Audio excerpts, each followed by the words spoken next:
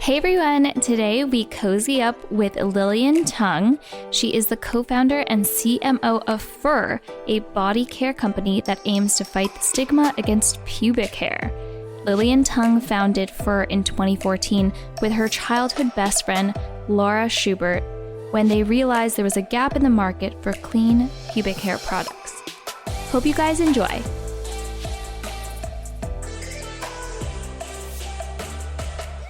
Thanks for tuning in. We are cozying up with Lillian Tung. She's the founder and CMO of Fur. Thanks so much for being here today. Thank you so much for having me. It's really exciting to sit down with you and chat all things beauty and jewelry. Yeah, of course.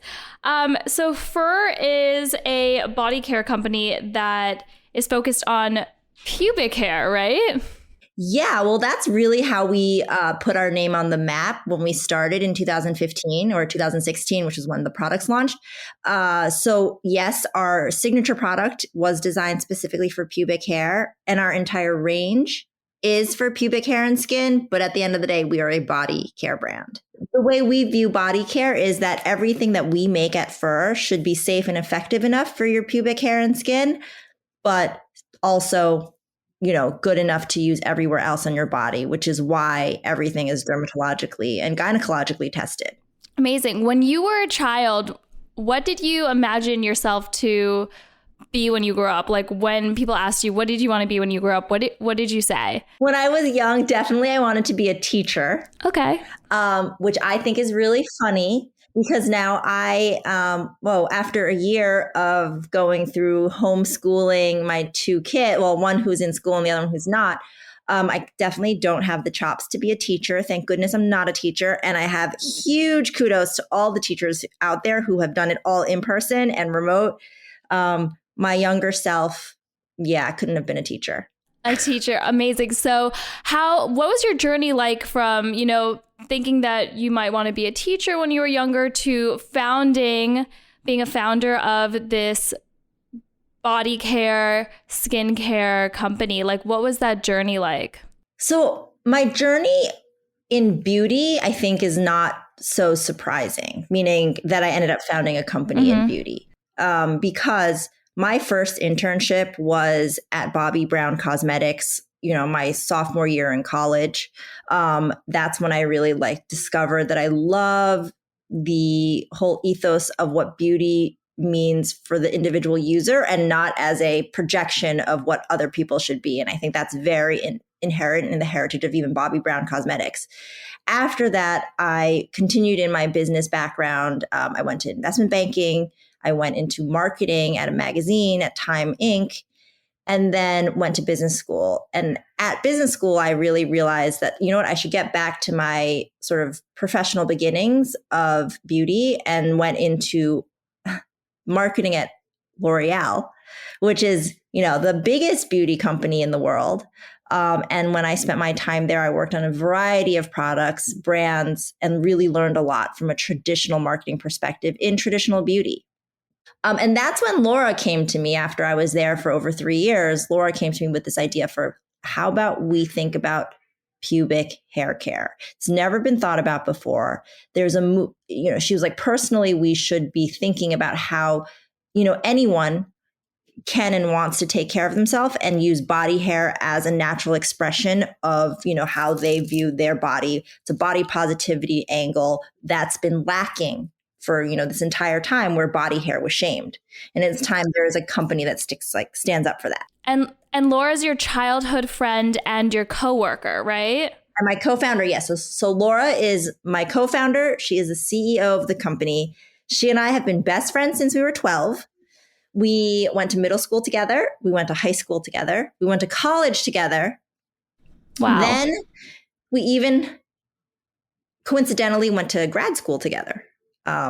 Which is really, you can't even plan those things. So it just all happened like that. And then, of course, she had this beauty idea and she was like, well, who do I know in beauty? Happens to be her best friend who's in beauty. And so we decided to come together in 2015 to work on this idea, dismantling the taboo against body hair and pubic hair. And that's the part that's sort of more surprising from a career perspective, which is to take beauty and flip it on its head on Totally. all the existing standards. Yeah, because I was talking to Natalie about it. I don't think I've ever discussed pubic hair with anyone before. Like openly, it's just something that, you don't talk about, you just take care of and you move on. And I think it's like, why don't you talk about that? Why do you talk about like shaving your legs or like getting your eyelashes done and all of that? It's just another part of your body, but it is stigmatized. And I think, you grow up being like, oh, I need to like just get rid of it, right? Right. Like that was the only definition of care, which is like when we launched, we're like pubic hair, and Google would autofill removal, removal, removal. There was never any opportunity to discover any sort of like other realms of care as it relates to body hair. And I agree that you'll have a conversation about your head hair, you'll have a conversation about your manicure, and it's not about having like, an argumentative conversation, like a debate with, someone who's a deeply loyal, pubic hair remover, or someone who's like, the bush is back.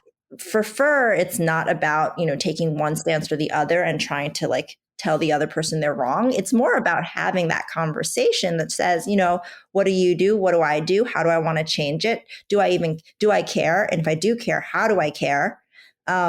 Same way, you would never get in a combative argument with someone about, their head hair care. Well, I imagine most people wouldn't. It should just be an open place to have a discussion. Yeah. So is the bush back? For some people, and for some people it's not. I think what's back is the ability to define what you want for your pubic area and body hair, whether it is to grow out your underarm hair sometimes, or shave it sometimes, or all the time, or laser everything off. I think now is the time in which no one is shamed for their body hair choices. Or it's not now is the time. We're moving in that direction, because there's still a ways to go about not shaming people Definitely in their body hair direction. And I think that I have seen a trend of more women embracing like armpit hair, like hairy legs. I have seen a trend towards being a little bit like more natural than, lasering your whole body. So I have noticed that in the past, I don't know, couple of years that we have been leaning towards, different definitions of like body hair and beauty in that sense. Absolutely. Yep. What is it like working with your best friend? Are there challenges? Are there great things? What are like the best and worst things about it? There are very few worst things about it. The best things there are a lot of best things about it. We have a very honest working relationship, and we always have been, meaning if we disagree, we disagree. And no personal hard feelings there's no hard feelings there. We work very differently. She has her strengths and I have my strengths, and we also know what the strengths are. So you're not sort of figuring it out as you go, though I have learned a lot about her working style and she has learned a lot about my working style over the years. Maybe the two sort of downsides are, one, because we're so comfortable with each other. When we have new team members who are not used to this dynamic, it can seem a little like it can throw them off a little bit, because it may look like quote unquote mom and dad are fighting, or mom and mom are fighting, but we're not. And so people, that they're like, oh no, like, was that idea that they're now debating, was it like a horrible idea? And it's like, no, that's just how we like, decide on what we want to do. Maybe the second other thing is we spend so much time with each other that sometimes we're like, we want to also spend non-work time together. And then you're like, oh, but we've like spent so much time together. But honestly, like we've been pretty good about differentiating the work time versus the personal time, because also the personal time, we have kids. So our kids hang together and our husbands are friends, like that's personal time. And so it's pretty distinct. But my last thought is, she's my best friend and we've worked so well together and it's been an amazing relationship. That being said, I feel like I don't know what your situation is like with founders or co-founders, just because they're your friend. Like my advice to people is, just because they're your friend or your best friend doesn't mean that they're the best person to work with. Totally. We got lucky. But yeah, I've heard a lot of other experiences with best friends that are not like that. I know I don't think I could work with any of my best friends in that type of capacity, but I do work with my husband. So I have he's my co-founder. So I have a lot of respect for like what he's good at and what I'm good at. And it's also the same thing about like separating, personal time and work time, because it can blend together a lot. Oh my God, I can't imagine. Yeah, you probably could be working all the time then with each other. We got to set those boundaries. Hey everyone, Olivia here. Hope you're enjoying our episode. Our Clear Cut collection features fine jewelry pieces inspired and designed with you in mind. Our collection is ever-changing, and each piece is handmade and made to order here in New York City. Don't forget to check it out and use the code COZY, COZY, for free shipping on any purchase. What was one of the most challenging moments when founding Fur? Definitely the whole quote unquote taboo around pubic hair, pubic, any discussion. I mean, that was pervasive across all sorts of channels that we were working in. So whether it was when Laura was trying to find chemists and she was like, I want to create a pubic hair oil. They'd hang up on her because they thought that she was a prank caller. Like this whole, that doesn't make any sense. That's gross. Then we would talk to retailers and they'd be like, we love your product. We love your branding. The formulas are great, but you got to take the word pubic off the front of your box. And we're like, well, these are big retailers. I mean, they must know something. Should we do that? And so that was really a moment of doubt. And, we sort of stuck to our guns there and didn't remove it. And all of our packaging still says pubic. And so those people turned us away then. Not anymore. And of course, the same thing with press. There were definitely the press who understood our mission and were right there with us from the start. And others who were like, that's not a very, pretty category to talk about. I don't think people really want to hear about it. Like, there's not an opportunity to write about it.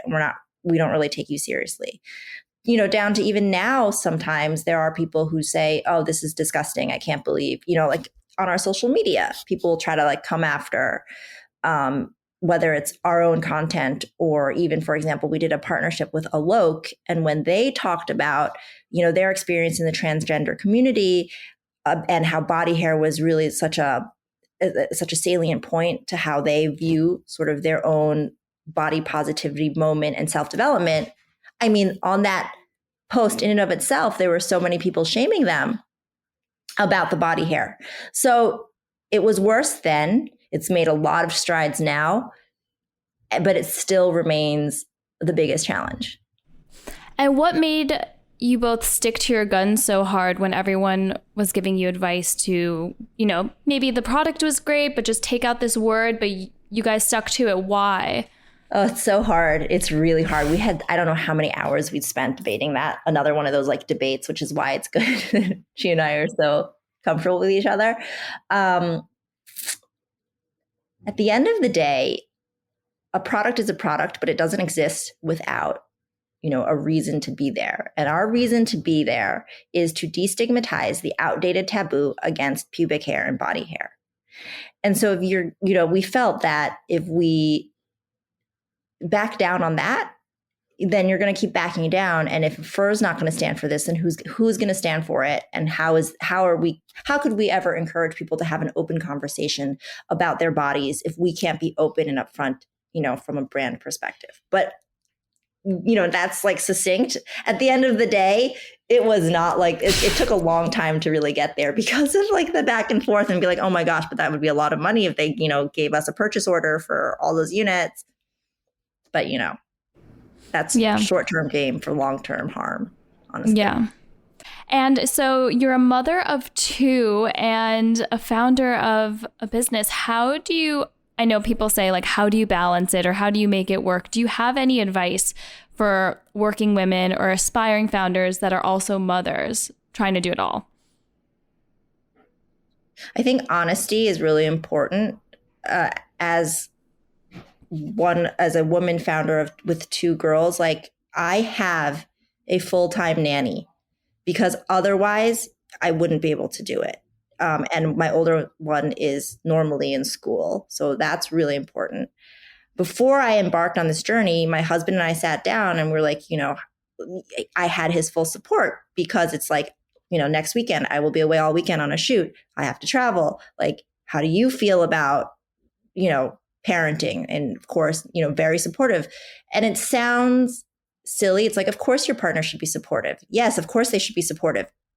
But if you don't have a supportive partner, then I'm sorry, it's going to be a lot more difficult. And so that open and honest conversation you have with your partners, like your husband or whoever your partner is, also your support system around you, and also just knowing you're not going to be as around for your kids, and you'll feel guilty no matter what. But you'll feel guilty either you feel like you're shortchanging your business or you're shortchanging your kids, and that's also the reality. I believe deeply in sharing that with anyone who's thinking about it and not painting it in like a very filtered Instagram light. Yeah. But now that my daughter's 4.5, she's obsessed with fur. It's like one of the first words she learned how to read and write. And she now makes her own products and says, Mommy, you can launch this one, and does like a product lineup and is like writes fur on it and tells me it's a beauty product. So I do see, the how it's sort of That's inspiring awesome. her. That's so cute. It's pretty cute. What is like a piece of advice you would give to an aspiring female entrepreneur, like a takeaway? Yeah, this is one I also try to remind myself. You will never be 100% prepared for anything, whether it's the smallest of launches or making a decision within the company or even deciding to start something. You should have the confidence to know that you will figure it out. And just no one is at 100% before they take a decision. So sometimes, no, always you will have to take a leap of faith. And yeah, that's my advice. That's really good myself advice. All the time. I'm not 100% comfortable with doing this, but you're not 100% confident of taking that decision or making that decision, but you should be 100% confident that you will figure it out while you're in the process of doing it. That's the confidence that I think I want people to remember when they take a leap. Exactly, because you'll have, curveballs and experiences that you've never faced before, challenges that you've never experienced. But I always say, like, I'll figure it out. I'll find a way, That's what I've learned, like, along the way. So I think that's really Isn't it good. True. It's like you'll figure it out, or you'll talk to some other founder who might have done it before you, or you'll Google it, or you'll just, I feel like a lot of it is, common sense, and we are consumers and we're, of a certain ability to think. Mm-hmm. And so you can think through a problem, even if you're in the middle of it. I mean, don't go into a decision like being completely unprepared, somewhere around like, 30 to 80% prepared. And then just know you'll figure out the rest of it. Yeah, definitely.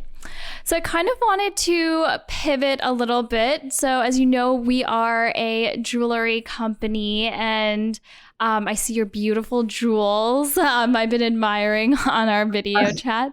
I was just wondering, what is a piece of jewelry that is like super special and sentimental to you, and why?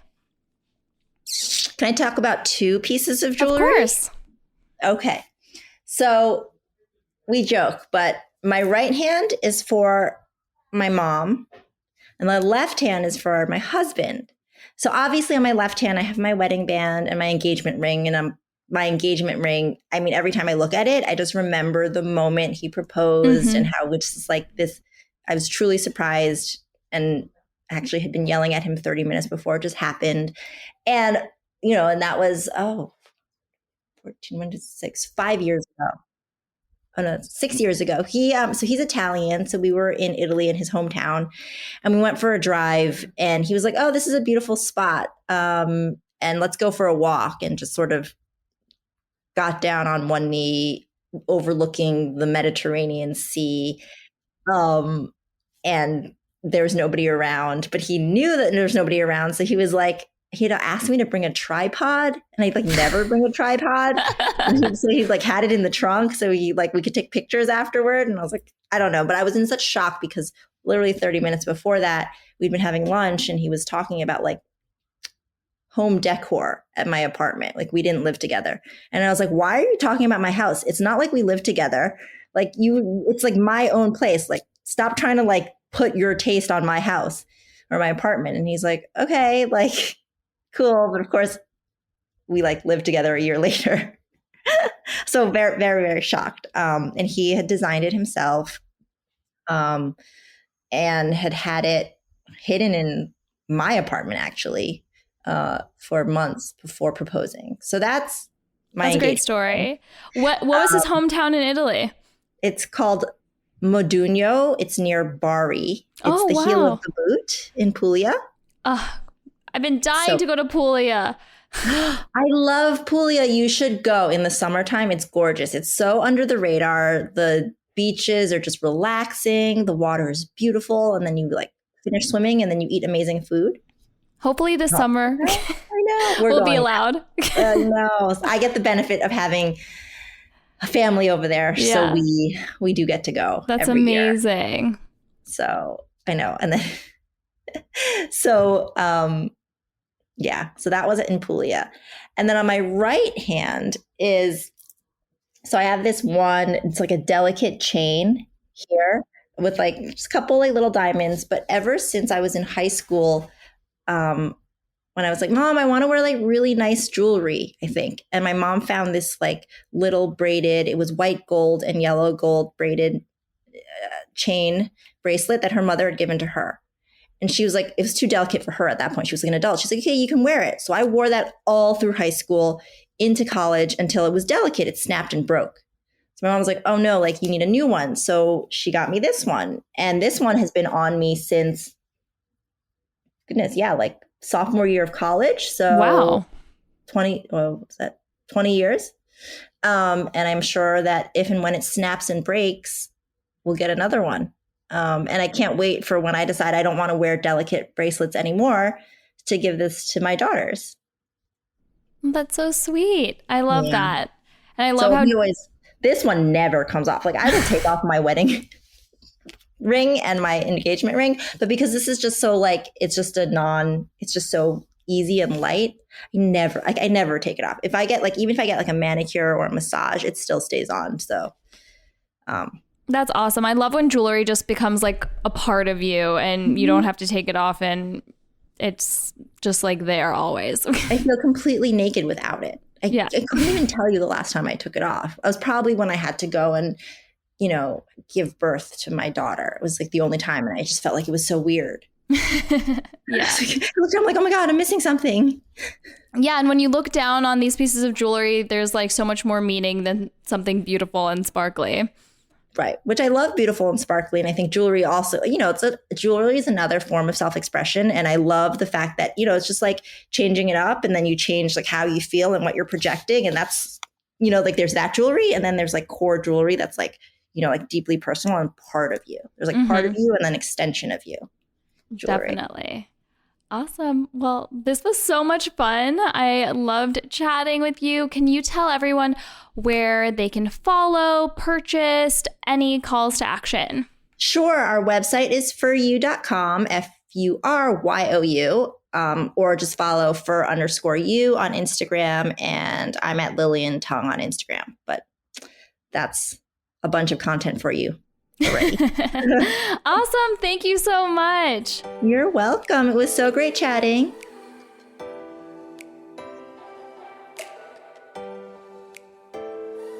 That was such an informative episode. I had actually never given much thought to my pubic hair, even talking about it or taking care of it. And I feel like I have a newfound respect and curiosity for that neglected region.